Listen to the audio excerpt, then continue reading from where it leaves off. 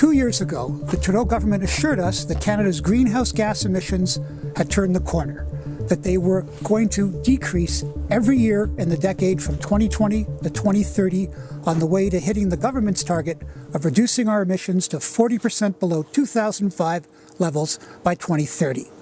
Well, a report came out this week from the independent Canadian Climate Institute, and it says that in the first year of that assurance by the Trudeau government, 2021, our emissions went up. It said that while the government has had some success in lowering the intensity of greenhouse gas emissions, actual emissions went up by 2.8%, or 19 million tons, for a total of 691 million tons.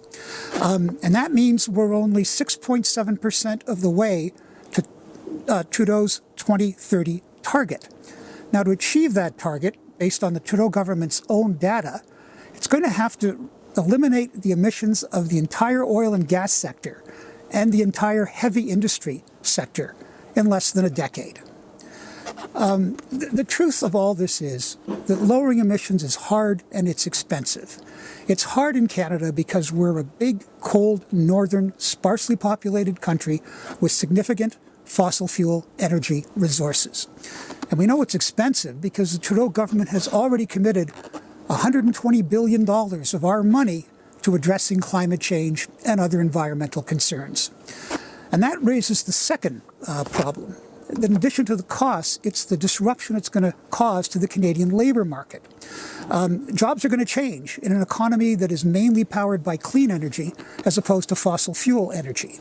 Now, the Trudeau government told us in 2019 that they were going to bring in legislation to help workers make that transition. Well, it's 2023 and we still haven't seen it.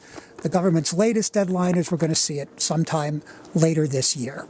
But all the government has done so far is change the name of the plan. They used to call it the Just Transition Plan. Now they call it the Sustainable Jobs Plan. Look, what we really need here is accurate, honest data from the government that jibes with what its promises are versus what's actually happening on the ground. Because we're not getting that now.